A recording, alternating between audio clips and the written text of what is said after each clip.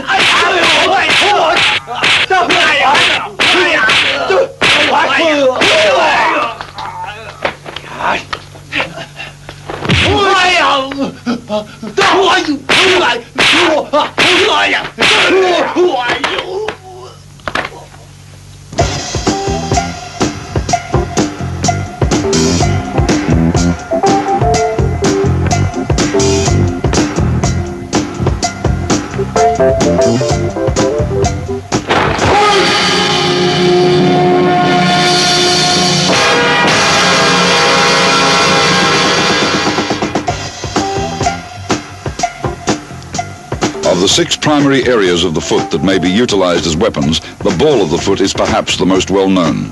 Here we see it used in frontal position against the solar plexus. With the foot cocked perpendicular to the lower leg, it may also be used to strike horizontally. The second weapon is the instep. At the point of contact, the toes are held extended and there is tension felt in the Achilles tendon.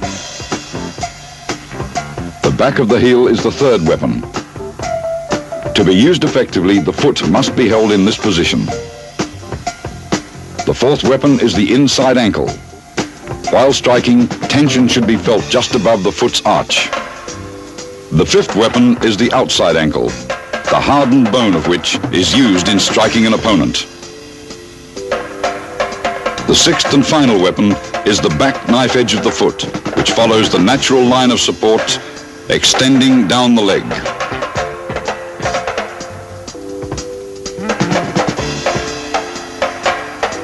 The straight foot position is formed by outstretching the feet while bending back the toes at the same time. The side foot position, however, is fixed with the feet resting perpendicular to the lower leg, toes curled back and the arches turned inward.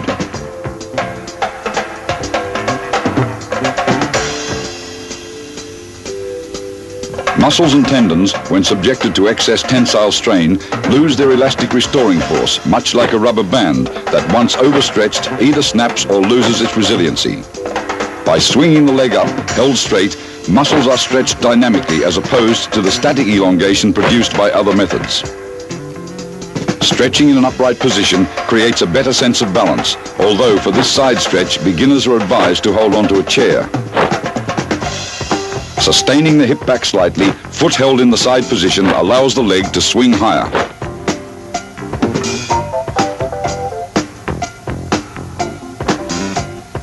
A state of equilibrium between all the antagonistic muscles which align our skeletal structure creates the balance essential to proper kicking.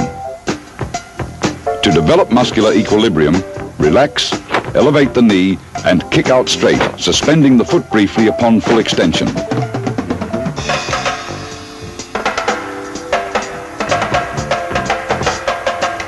Spring or bound is the correct origin of all kicking motion. The greater downward force of the toes against a lesser and opposite force in the ground produces an upward acceleration, the speed of which is determined by elastic strength in the arch of the foot.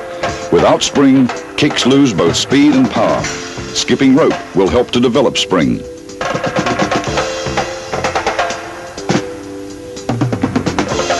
Circularity not only plays an important role in the motions of the universe, whether it be of suns, moons, planets, or subatomic particles, it also forms the essence of a well-executed kick. Curved motion, unlike linear or straight line motion, which involves sharp changes in direction, requires the least amount of effort, which makes it structurally faster for kicking. Shortening the radius of curvature in any kick, much like cracking a whip, creates greater acceleration, while lengthening the radius imparts greater angular momentum.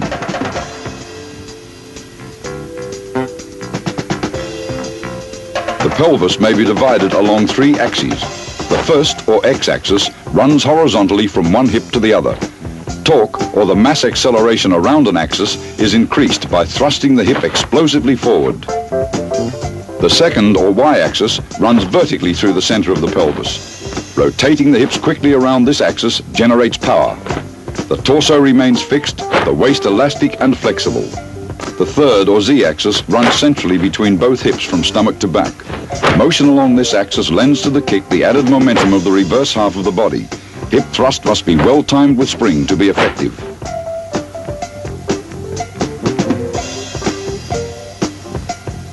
The human body may be described as having an imaginary line running through its central core, which we call the gravitational axis or center line. This is the line upon which the rotational forces of the body rest in balance. Force directed toward but short of the center line will have little effect on an opponent's equilibrium and may be deflected by his body rotation. Aiming a strike beyond an opponent's center line becomes a push, which upsets his equilibrium but reduces your force considerably due to improper distancing. The most effective way of striking is to transfer your entire force directly into the center line itself. Along a man's center line, the force of gravity increases when approaching his area of support, in this case, the ground. The point at which all forces, especially the effect of gravity, act upon an object is called the center of gravity, or balance point. In a human being, the center of gravity is located along the center line a few inches below the navel. Striking toward the center line transfers force against the center of gravity. However, a shallow strike shifts it only slightly. A push moves it laterally with little distortion, but a perpendicular strike displaces it violently.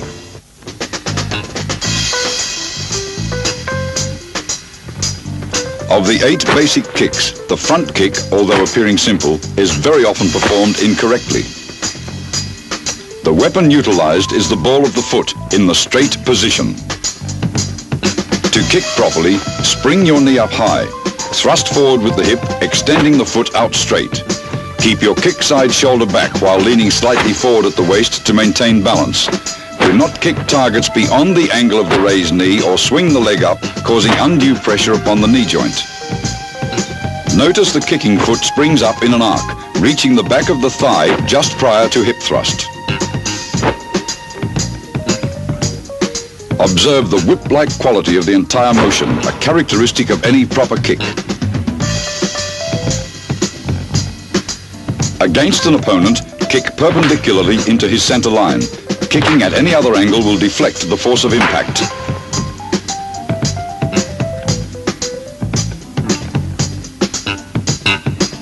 The round kick is thrown most effectively with the knee leveled at peak elevation, no later than 135 degrees into the kicking arc of curvature.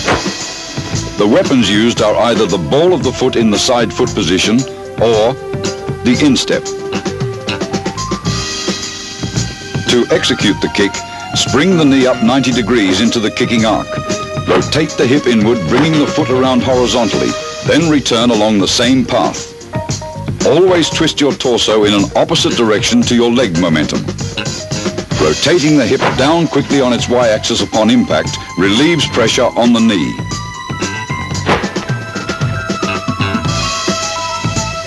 Note that the knee of the fixed leg is bent slightly and the ball of the grounded foot turns outward. The key to the round kick lies in holding the hip back where it joins the thigh, while keeping the torso vertical.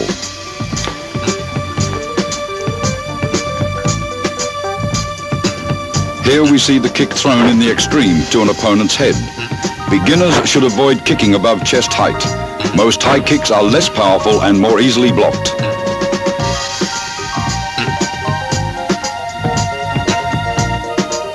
The secret of a proper side kick lies in the fluid change of direction in hip rotation from its Y to Z axis. The weapon used should be the back knife edge of the foot. Spring the knee and thigh up perpendicular to the line of strike. Rotate the hip on its Z-axis, extending the foot heel out straight. Retract and down. A direct line is formed as you sight down your hip to your heel and out towards the target.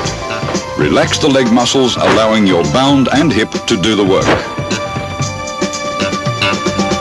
The grounded foot should have pivoted 180 degrees, toes facing backward at the time of full extension in compensation for the hip's lateral thrust. It's important to avoid leaning the torso back or facing it down during any kick, in that the force of gravity will reduce strike momentum. Side kicks are especially effective against all sections of the rib cage. Observe proper distancing. Don't allow your strike to become a push.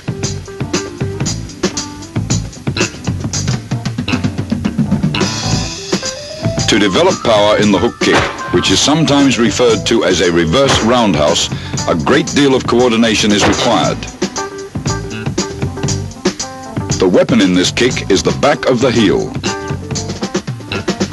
Bound into a cocked side kick position. Thrust the foot out straight in advance of the target, then rotate the kick hip outward, bringing the foot into the round kick position. In this kick, the hip describes an S pattern. First rotating inward on its y-axis, then forward on its z-axis, and outward again on its y-axis. The heel with the greatest impact snaps into the target just after the hip returns on its y-axis. The hook kick, like the round kick, holds the hip tucked back at the joint. The further back, the shorter the arc and greater the speed. The further forward, the longer the arc and greater the momentum. In kicking this opponent, notice how the kick side shoulder leads the strike and is pulled back upon contact. This torso action helps in creating greater angular momentum.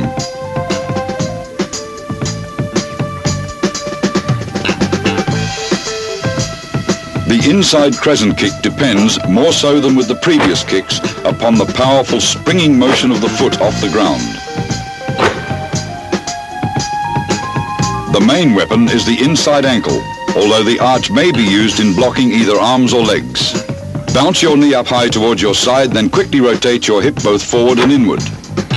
The foot will naturally snap up and across into the target. There exists a counterclockwise twist in the torso against the motion of the kick. Notice the sudden acceleration in the hip just before the strike, and that the grounded foot doesn't move.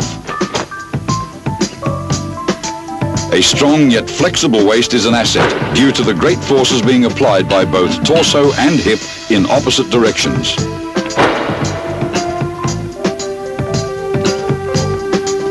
This kick should be used at close range and can be executed effectively at only one thigh length from an opponent.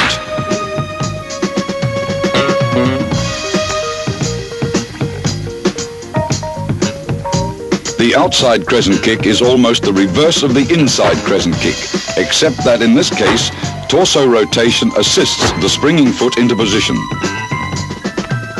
The foot weapon utilized is the outside ankle.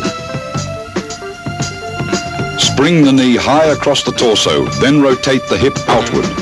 The kicking side shoulder jerks back rapidly just before the hip catches the motion. Each link in the chain of a kick is accelerated by the previous link, which is already moving around a highly accelerated fulcrum. Keep your kicking motion fluid. That is, your force must be applied evenly along all points in the motion. In kicking, every motion in the body should proceed as late as possible to take advantage of the acceleration of the preceding motion.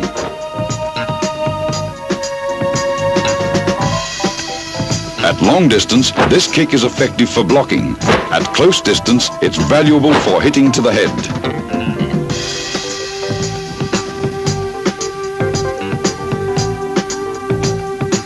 The twist kick is complicated due to angular forces in the hip and leg traveling both perpendicularly and opposite to each other. Strike with the ball of the foot in a side foot position. As your knee springs up, your foot rotates in and upward, while the hip pivots outwardly for the kick. What gives the motion its whip-like quality is the interaction of the angular momentums of both hip and foot, like two gears interlocked and rotating at 90 degrees to one another. Observe how opposite rotations in the hip swing the foot first inward, then upward into a strike, while keeping the foot's arc of curvature uniform. The torso, in the meantime, twists 3 times to lead the flow of motion. When striking in an arc parallel to the ground, this kick not only gets under an opponent's guard, but it's difficult to perceive as well.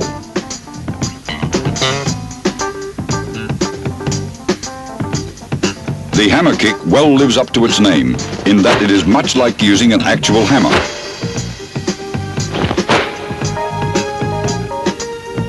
The weapon in this case is the back of the heel.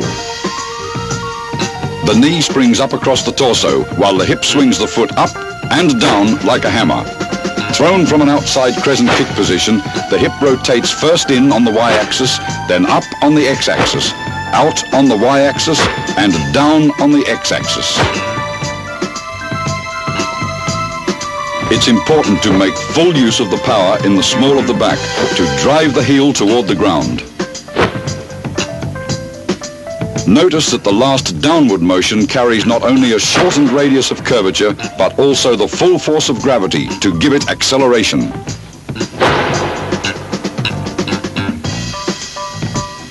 Against an opponent, the hammer kick is most effective for strikes to the top of the head, side of the neck, and collarbone.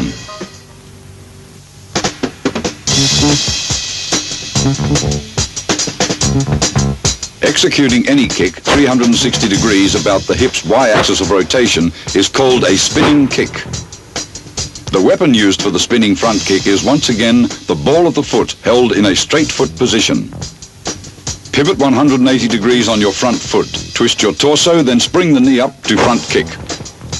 The transition from a large angular force about the hip's y-axis to a perpendicular force about its x-axis makes this a difficult kick. Pulling back on the kick's opposite shoulder just prior to the strike helps in the transition. Observe how the fixed leg acts as a brake, retarding the spin just enough to allow for the forward kick motion.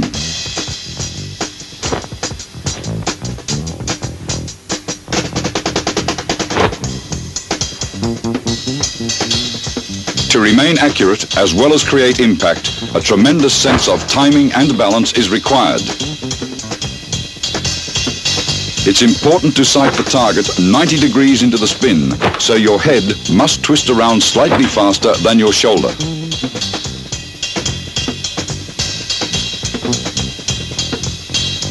Perhaps the most challenging of all spinning kicks is the spinning round kick.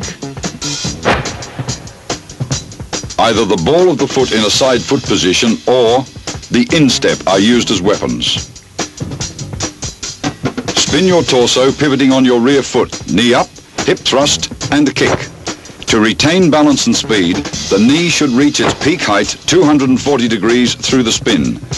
During the last split-second acceleration of the hip, pull your kick side shoulder back. Notice how the rear foot pivots first on the heel, then on its ball to face forward. This type of two-point pivot increases speed and controls momentum. Circular force becomes formidable due to the body spinning a full 360 degrees before contact. Throwing a spinning round kick from a position to either side of an opponent makes it perceptually faster to that opponent.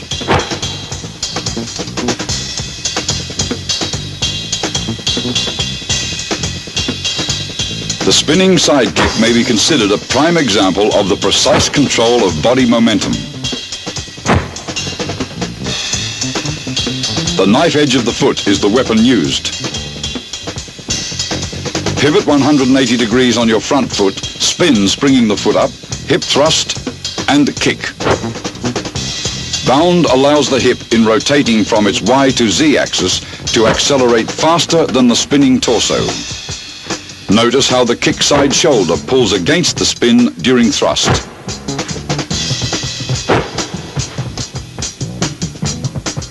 Your kicking foot should pass in a straight line close to your fixed leg, with the heel aimed towards the target. Always retain a vertical position during the spin, otherwise both your angular momentum and gravity will drive your torso downward.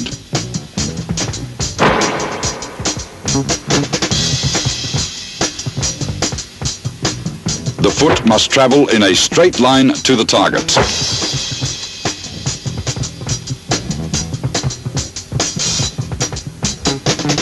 By combining the large torque of its spin with thrust in the hip, the spinning hook kick carries the greatest power. The back of the heel is used in striking. Pivot on your forward foot. Spin, springing the rear foot into a high cock position, extend the leg, swing across and down. Thrust your hip out as in a side kick, just as your heel comes 12 inches away from its target. Keep your torso up and the kick leg parallel to the ground throughout the entire motion. Your foot should spring up slightly more distant from the fixed leg than in a spinning side kick. The key to power lies in the quick snapping action of the leg as the hip rotates from its Y to Z axis and back.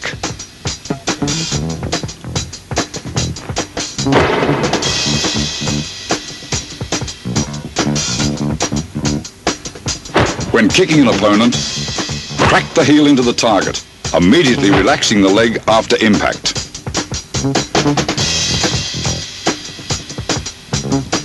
Slightly easier to perform than the spinning round kick, the spinning inside crescent kick follows much the same principles. The weapon used is the inside ankle of the foot or the arch in blocking. Spin 240 degrees and execute an inside crescent kick. Your kick knee should reach its peak at the 240 degree mark, and this kick must be performed quickly, otherwise the force of gravity will reduce the upward force of the bound. As in the spinning round kick, there must be a two-point pivot on the rear foot for speed and spin control. Try to keep both your knee and foot cocked in tightly during the spin for better balance. When your leg whips around the knee, it should lock straight, with the foot turned slightly in.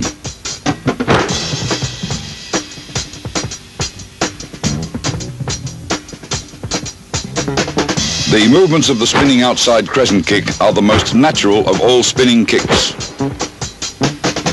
The outside ankle is utilized in striking. Pivot on your front foot, spring the knee up, spin and kick. As your torso twists rapidly, the hip catches up. Don't swing the knee across until the shoulder and hip have reached maximum acceleration. The greatest acceleration should be in the foot. Notice the uniformity of two simultaneous motions. The hip rotating on its y-axis and bound lifting the knee upward. Mechanical advantage is obtained by keeping the body vertical. Torque will be reduced by any imbalance.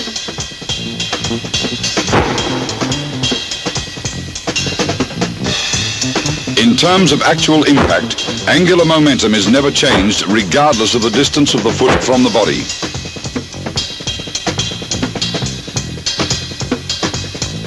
The spinning twist kick is perhaps the most deceptive of all kicks, in that the foot travels along the body in a spin. The weapon is the ball of the foot held in a side foot position. Pivot on the front foot, bound the knee up, rotate the hip out and kick. The hip must turn down slightly on its Z-axis on the kicking side in order to bring the lower leg into position. Spinning faster will facilitate bringing the foot in and upward. Watch carefully the elastic restoring force in the muscles of the outer back of the thigh during leg extension. This gives the kick its speed.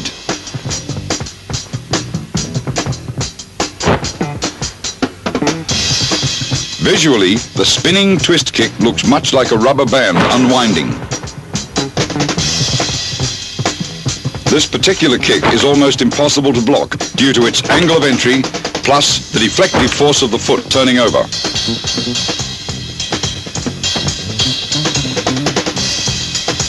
The added momentum of the spin makes this kick considerably more powerful than the basic hammer kick.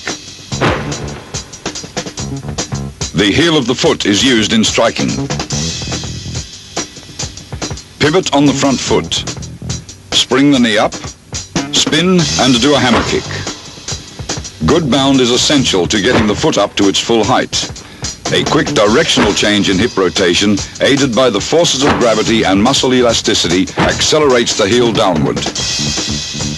Notice that the ground foot is 240 degrees through the pivot and perpendicular to the kicking foot just prior to the strike, a sign of good balance.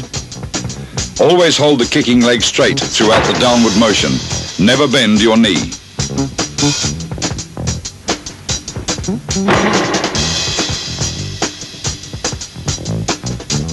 Kicking an opponent this way drives the force of impact right down to his feet. To the head, it can be a killing blow. Proper footwork is the key factor in maintaining precise kicking distance.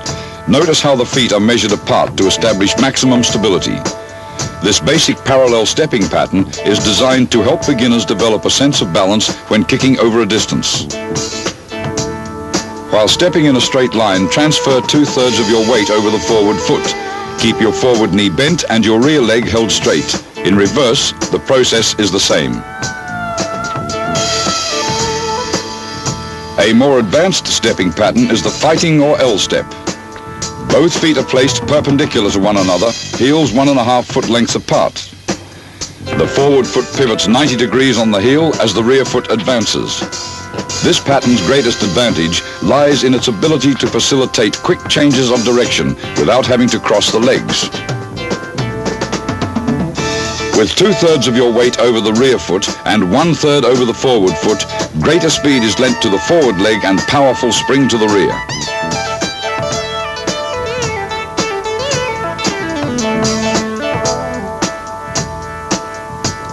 When advancing, weight shifted to the forward leg adds speed to the rear foot.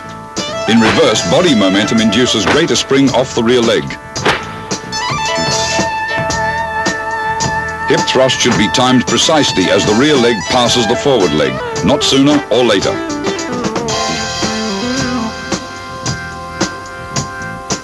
Forward leg spring is enhanced greatly by bouncing the foot off the ground. In reverse, your weight shifts slightly forward for balance. Springing up in a circular motion adds power to the hip thrust.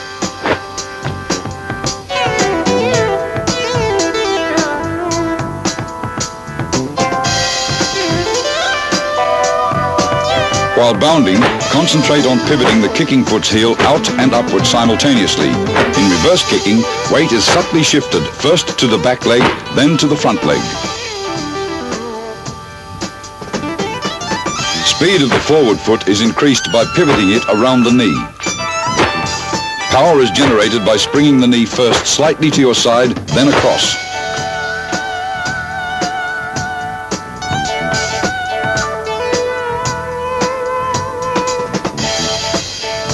Notice how the torso is kept erect throughout every motion. Don't overstep backward with the kicking foot or you'll lose both speed and balance. With the forward leg, spring the foot up towards your crotch, then thrust out. In reverse, avoid lifting the leg, focus on balance and circularity in the bound.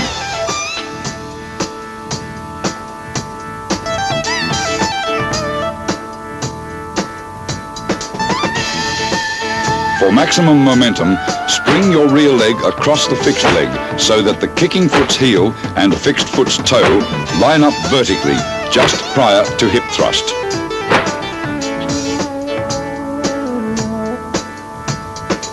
Always bound off the forward leg so that as the knee crosses the torso, the lower leg rises parallel to its thigh.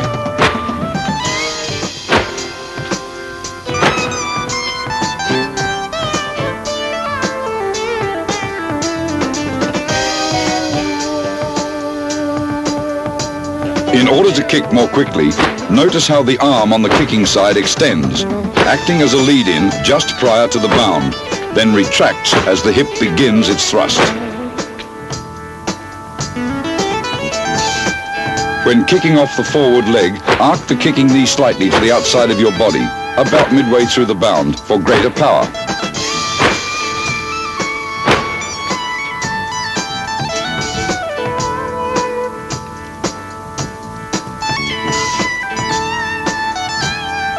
Swinging too wide with a straight leg upsets balance and limits mobility. Therefore, pivot the kicking foot quickly around the knee after the strike.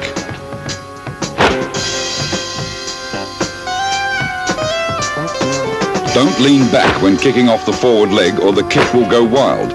Shift your weight slightly forward at the point of impact.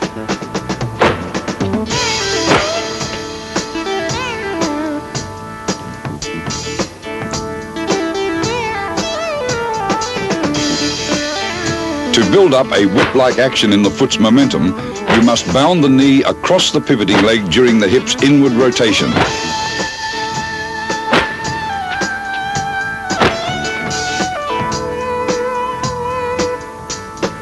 In a forward leg kick, the key to getting the foot into a position parallel to the ground lies in the hip's rotational agility.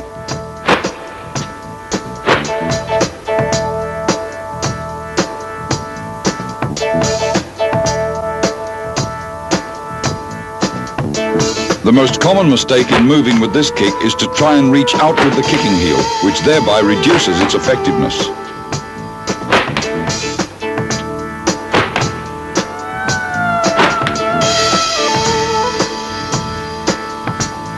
Off the forward leg, make sure that your hammer blow falls absolutely vertical. At any other angle, stability suffers.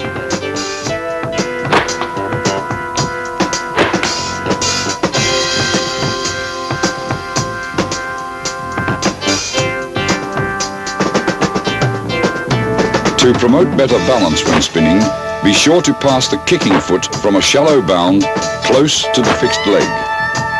Bounding too high, too quickly, will offset your torso backwards. When stepping fast with any spinning kick, try to step into the pivot. During retreat, this becomes much more difficult.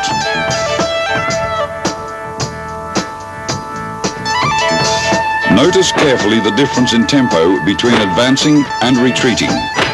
The extra change in the direction of your body's momentum will retard your retreat.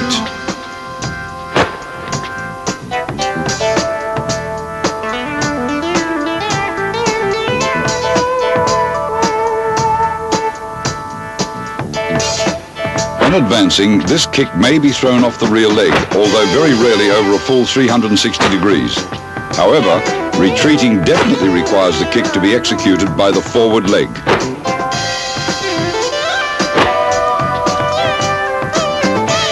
Kicking off the rear leg is in most cases intrinsically slower than kicking off the forward leg.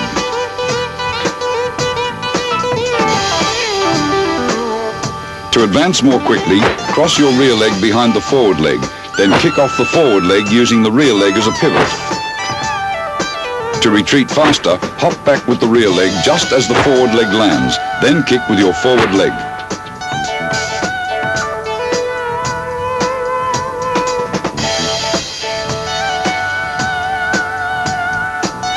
During an advance, be sure to snap your kicking foot back to your hip after striking and before setting it down on the ground. When kicking into a retreat, the striking foot replaces the position of the fixed foot, which in turn hops back for balance. Sidestepping an opponent improves the perceptual efficiency of an advance. The hop-step retreating motion forms an excellent feint if performed in two separate directions.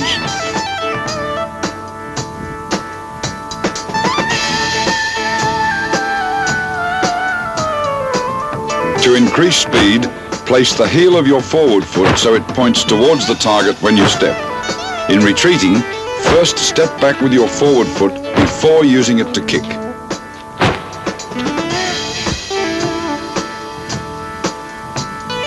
Impact is multiplied both in advancing due to the kicker's added stepping momentum and in retreating due to the opponent's attack momentum.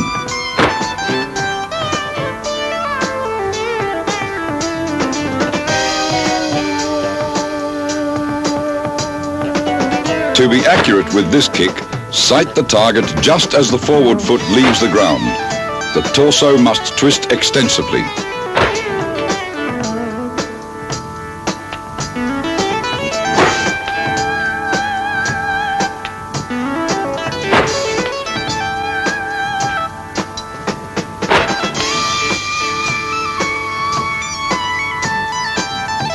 Note here once again the cross behind step used in the spinning round kick. The bound, whether during advancing or retreating, should be performed almost vertically and close to the body.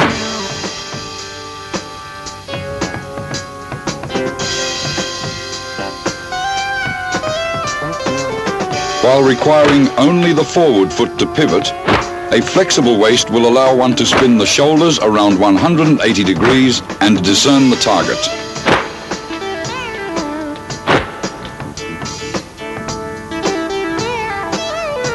Keeping the kicking leg straight after striking creates a lateral body shift which can be useful in sidestepping an opponent.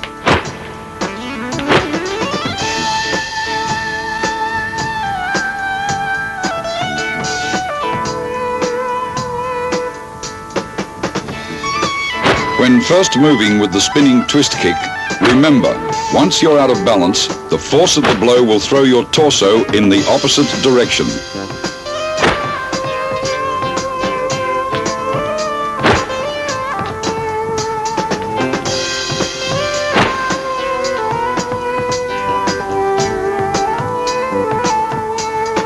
Try to relax, thereby reducing any extraneous forces on your body as you walk through the motions.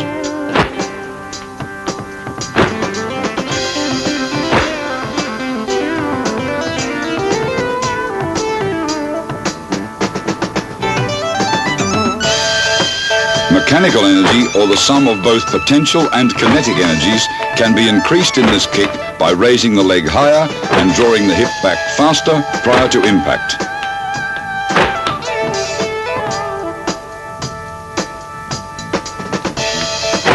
Should you miss the target with this kick, don't come down heavily on the ground with your heel.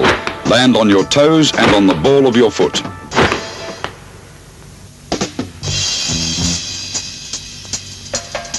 The advantage of the sliding step lies in its ability to shift one's center of gravity uniformly over both greater and lesser distances than the fighting step while maintaining balance. Executed from an L stance, the rear foot's heel glides up to the forward foot's heel, and vice versa in retreating. This type of footwork permits quick, controlled movement in any direction. For greater stability while sliding, keep the knees bent and the torso vertical.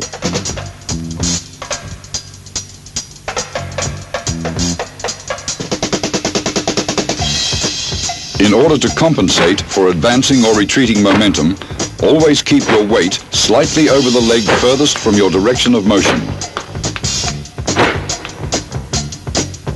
Try kicking just as your feet come together for greater speed.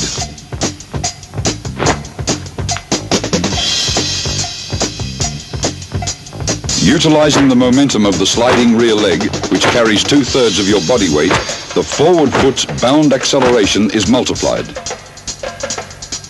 Notice that the forward heel touches first in advancing and last in retreating.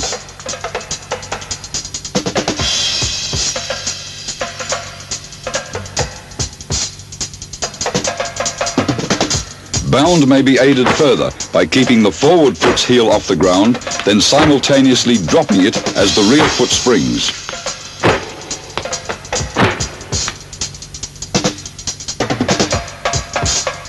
When kicking off the forward leg, reverse the above process so that the rear foot's heel drops as the forward foot bounds.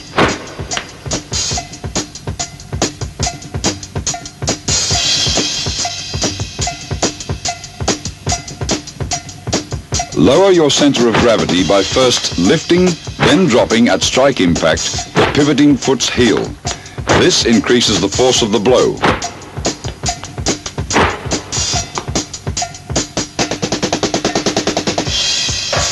The same principle applies to kicking off the forward leg. Raising the rear foot heel promotes mobility, while dropping it develops a good base for force transference.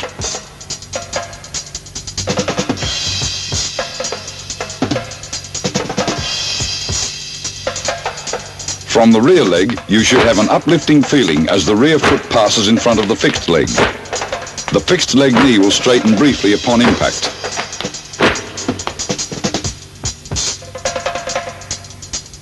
To kick quickly from a slide, the forward foot's heel should never touch the ground. The rear leg must lend more assistance to the advance or retreat.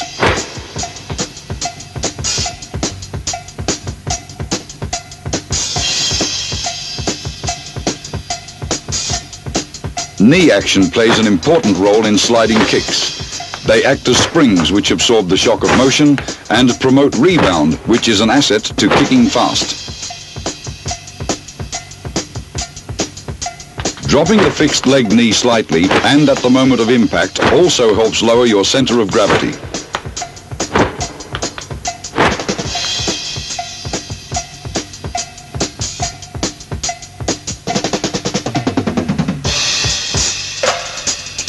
To further reduce rebound pressure on the knee, tilt the foot slightly to the outside and strike in a faint downward motion.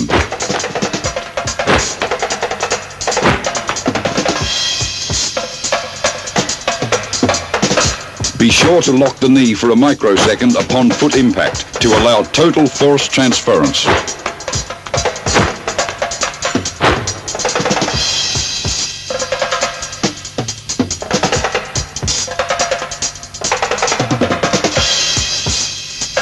Because the sliding twist kick combines so many forces moving in various directions, it is necessary to be sure-footed.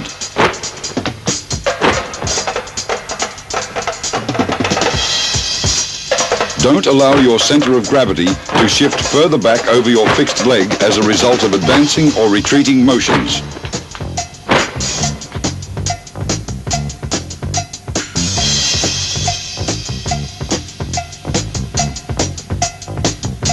Avoid long slides with this kick, in that while advancing you won't be able to get kicking height, and while retreating you may fall backward.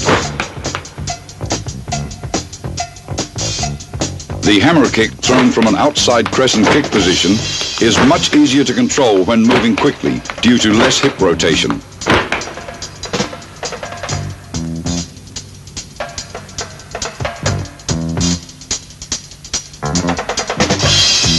The forward sliding motion actually assists in controlling the accuracy of this kick.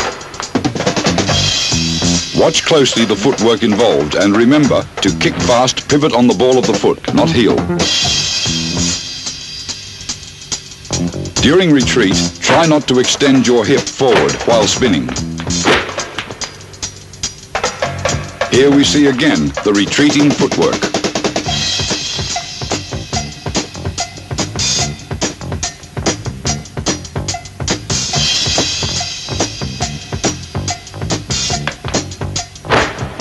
This pattern is visually slow to a facing opponent and therefore must be used for angling attacks.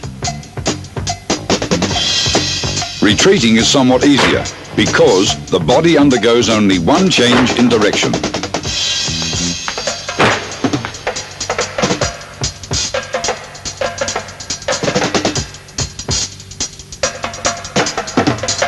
Having the feet further apart in a slide ensures balance, but cuts down on speed. To compensate for the opposing directional forces in this kick, keep your torso weight over the pivoting foot.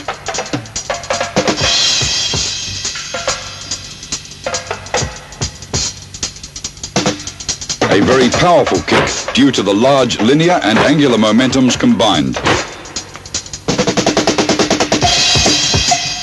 Note how the rear leg, acting as a brake, aids its own rebound.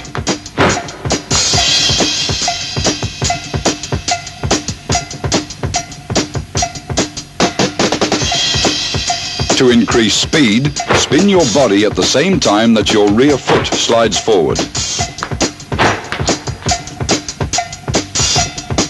An extremely difficult kick, so you must touch your toe halfway through the spin to get enough bound.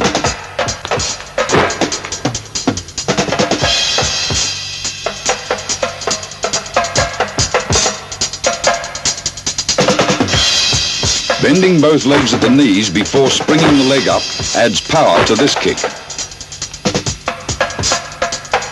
Slashing the leg straight across will also allow you to hit an opponent moving in your direction of motion.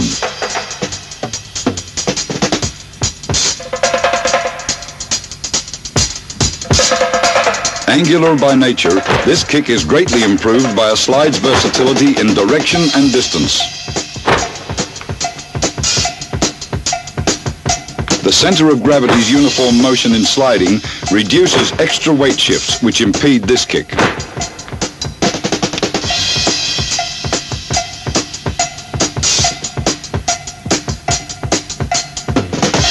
Due to its tremendous kinetic and potential energies, this kick is a finishing blow to the unwary. Retreat momentum adds greater control and power to the strike by throwing the hip back.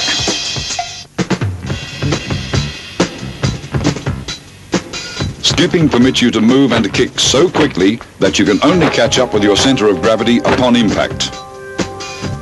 It also allows you to strike an opponent over great distances and before he can prepare a proper defense. To skip, shift your weight forward, bring up the rear foot, then kick. To be most effective, all strikes must be dealt simultaneously with the rear foot hitting the ground.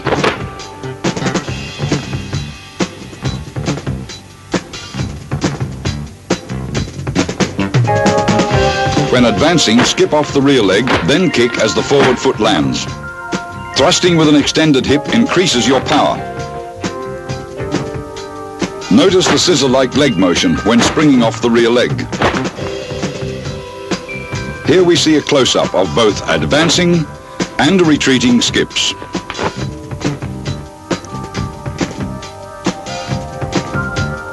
Notice that the skip, as well as the kick, is off the forward leg. Structurally, forward leg kicks are fastest. Skipping too high reduces speed due to the extra distance traveled. Don't forget to circle with the foot in skipping as well.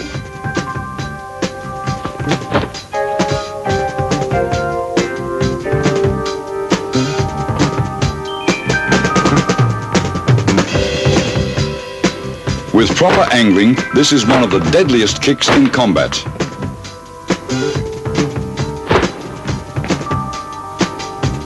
Always spring back and to the side of an opponent when using this kick. Remember to kick straight and level with your foot.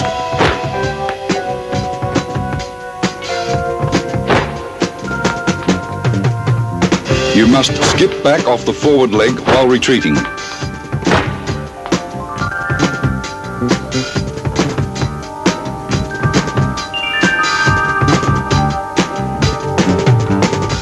With the skeletal structure adding support, this kick creates high impact.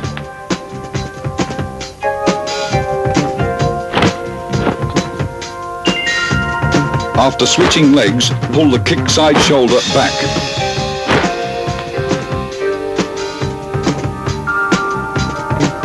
Always spring the knee up high into this kick.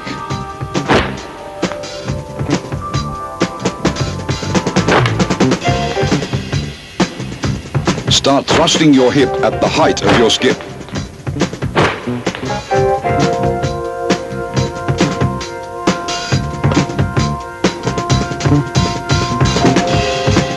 Without ground to aid two-fold hip rotation, this kick may only be performed off the forward leg.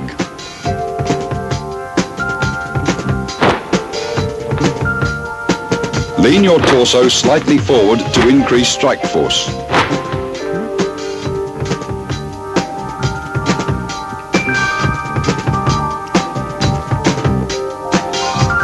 Bound your knee outward when starting the skip.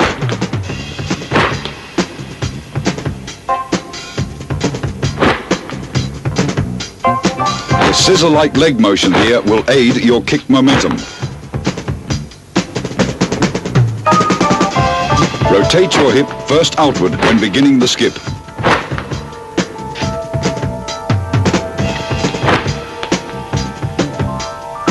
This kick requires high hip speed and strong bound to be effective.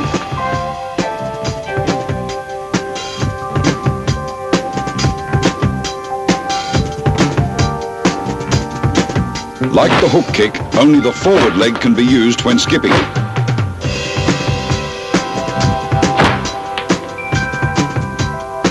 All hip rotation should start while off the ground and end upon impact.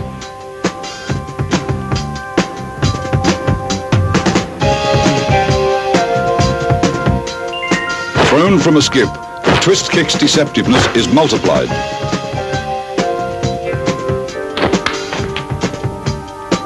Here, speed, strong bound and excellent coordination are mandatory.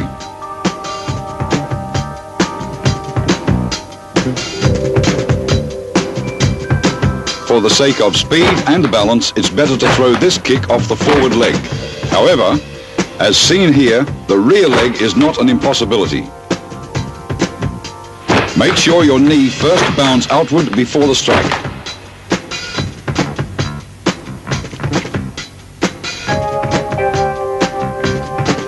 Here, the bound is off the forward leg, while the kick comes off the rear leg.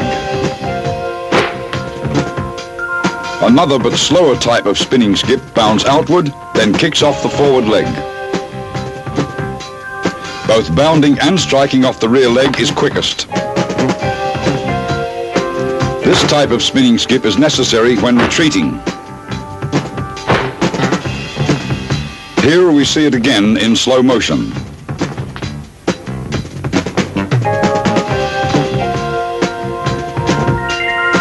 Bound inward off the forward leg, spin and kick.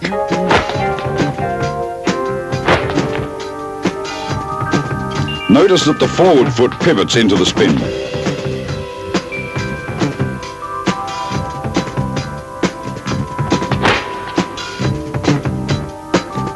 Here we see an odd variation of a skip being executed halfway through the spin. The proper way to retreat is seen here.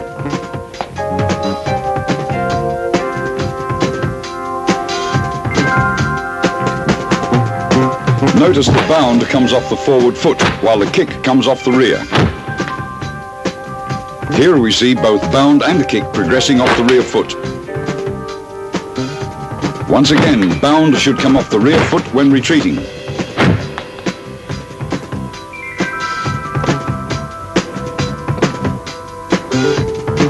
Bounding off the forward foot increases speed and distance.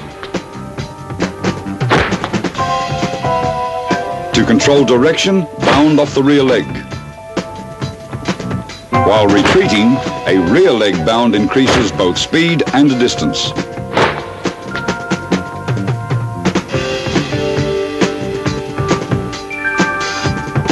This kick has very natural momentum and great power. Bound inward off the forward leg.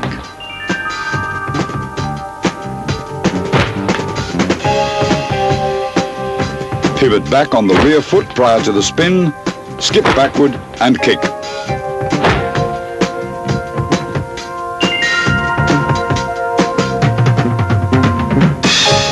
Pivot the forward foot's heel out before skipping. To gain kick time, leap far off the rear leg.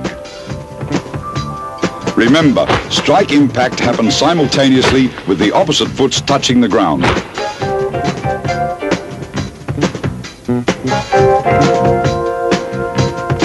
For better control and power in this kick, bound off the rear leg.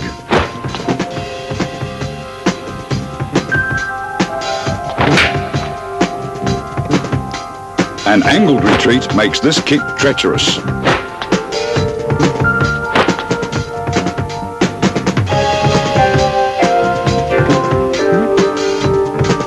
Both bounding and kicking off the forward foot is slower, but the power is tremendously increased.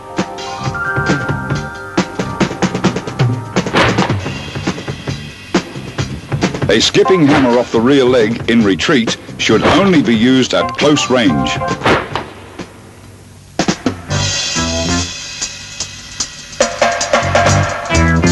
Jumping alternate deep knee bends develop the leg strength necessary for jumping kicks. Keep the torso vertical for balance and don't overdo it.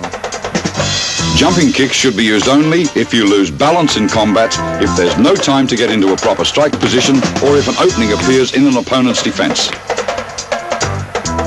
Your legs should exchange position in mid-air during practice to help you understand how to maintain balance while airborne. Always twist your hip at the height of a jump, never during ascent or descent. Power generated at the height of a jump is greatest. Twist your hip quickly in order to bring your shoulders around 180 degrees.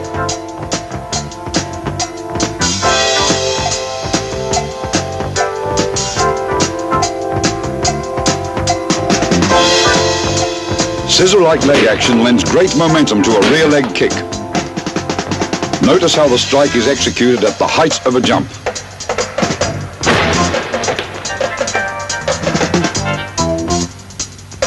Your torso should always lean slightly forward when kicking. Observe how weight is shifted to the leg closest to the direction of the jump.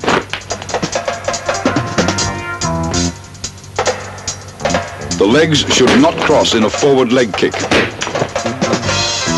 Always bring the non-kicking foot up next to the buttocks for speed.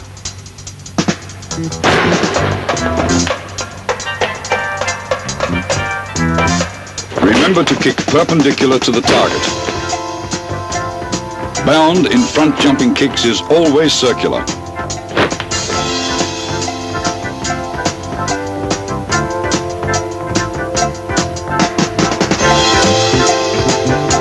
The striking foot must kick from a high-cocked position, and the kicking leg should arc across parallel to the ground.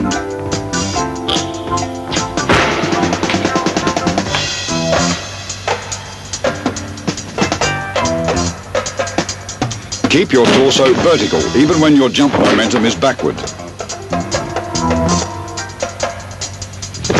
Pull your kick side shoulder back as you kick, and bound more off the forward foot when kicking with the forward leg.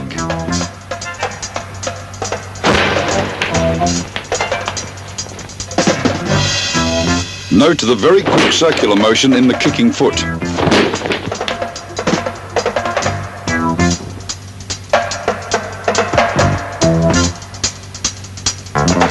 Tuck both feet up as though sitting on one leg when jumping. And keep your kick side shoulder pulled back with your torso leaning into the strike.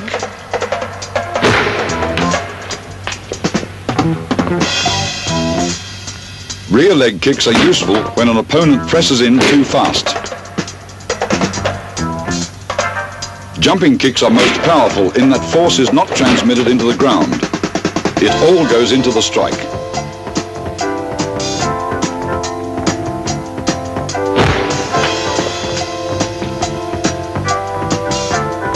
However, kicks in mid-air always lack stability.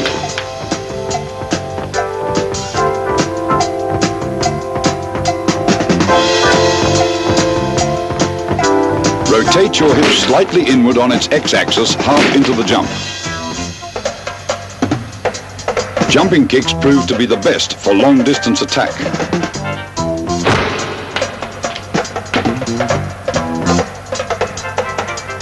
The kicking leg must retract quickly after the strike.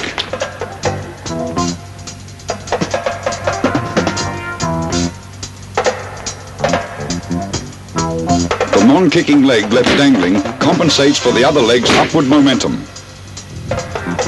Pull your opposite shoulder across to balance the kick's crossing momentum.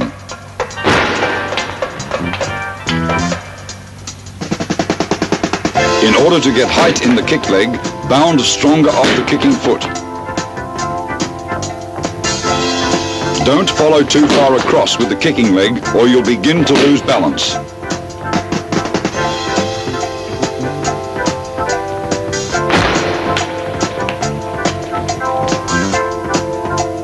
Caution while executing this kick, don't lean back.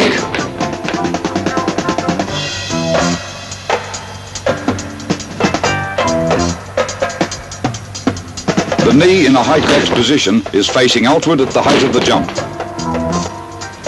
Your kick side hip faces forward and your shoulders pulled back before striking.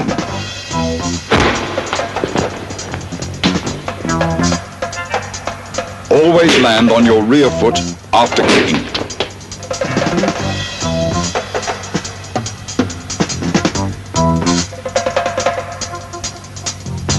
Quick hip rotation combined with strong forward foot bound is the key to getting the leg into position for this kick.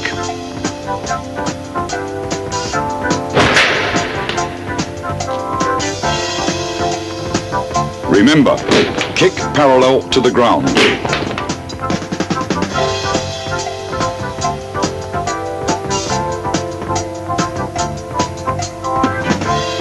Lean your torso far forward to maintain balance. Arch inward the small of your back on the kick side to gain power and speed.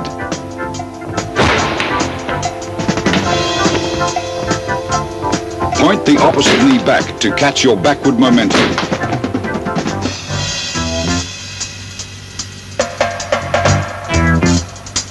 Spring mostly off your forward leg and tuck both knees up high. Pull the kick shoulder slightly in to help break the spin.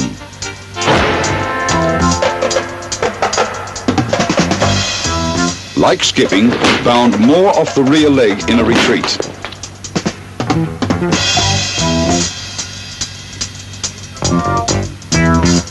Pull your opposite shoulder across to add force to the kick.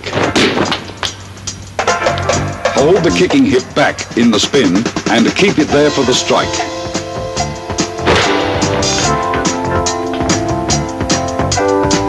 First bound off the forward foot, spin, then bound off the rear leg.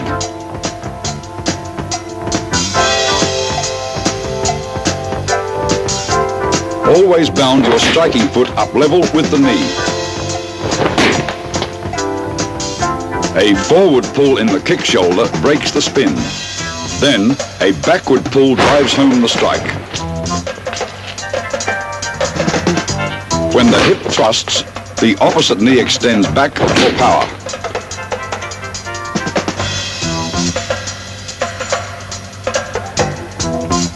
Due to its great angular momentum, this is the most powerful kick. Most important, keep your kick side shoulder back and torso vertical.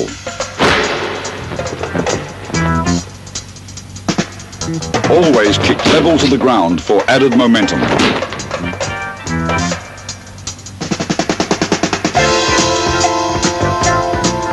Always try to center your weight in any jumping kick. Drop the opposite leg and pull the opposite shoulder across at impact.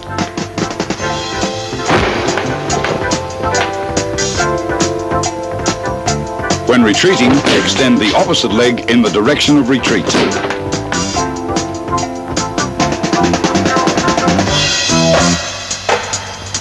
In any kick, always sight your target with the knee, not the foot. Dropping the kick side knee down from an elevated position adds weight to this kick.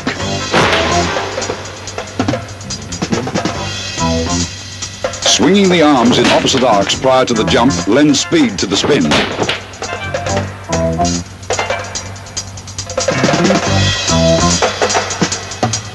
Relax and keep the knees up when performing this jumping kick. For an opponent, Determining the speed, direction, and intended target of kicks thrown at high level is most difficult. Kick force is best transferred when the striking foot absorbs the least.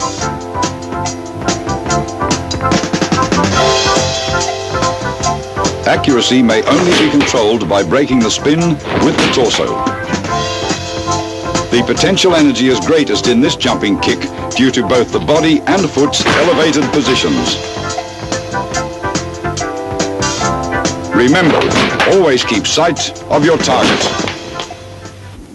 Understanding the 8 basic kicks, how to spin, move, and to generate power with them prepares you for the next stage, the strategical arrangement of kicking techniques for use in actual combat. The following are only a few of the many possible combinations.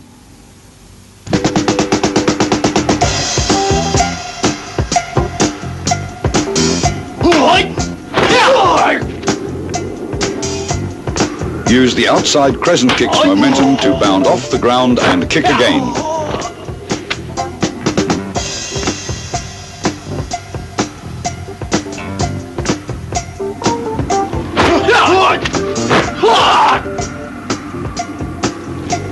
After a front kick, step to the side with a spinning twist kick.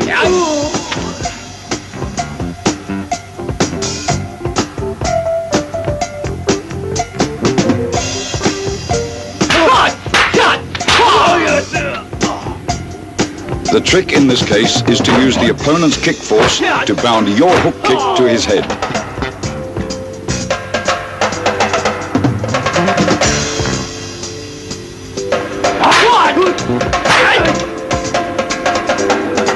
Here we see an excellent example of proper angling in a kick attack.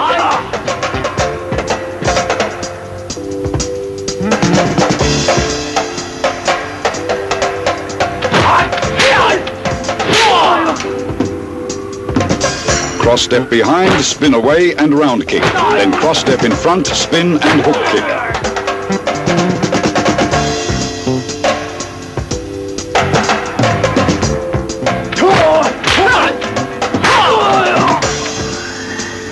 After sliding out of range, use your hook kick's momentum to spin into a round kick.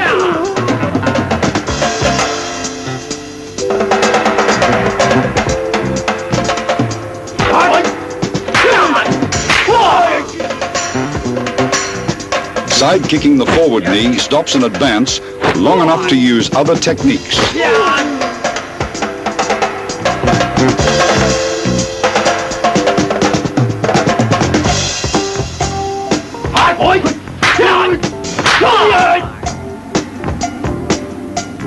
Use your kicks to make openings for strikes to key areas of the body and for finishing blows.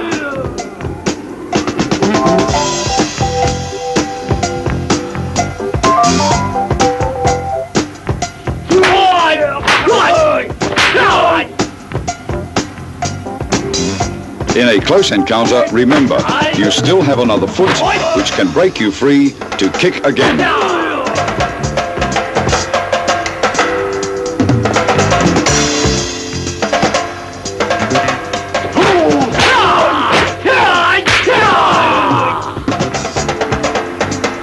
Learn how to duck into a spinning kick, as well as set your opponent up for a strike.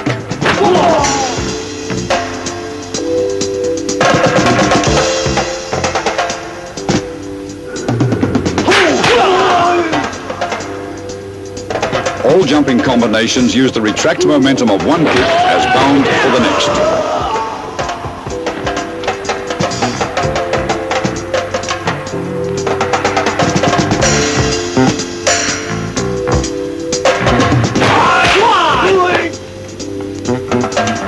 Jumping kicks may be used as quick evasive attacks against a tackle, for instance.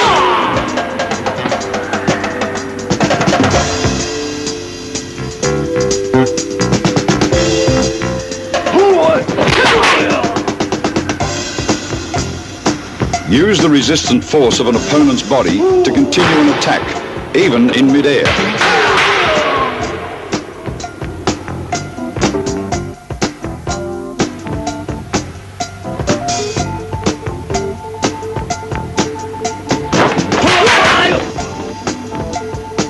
Much like a jackhammer, one kick breaks the opponent's balance while the others drive their force through.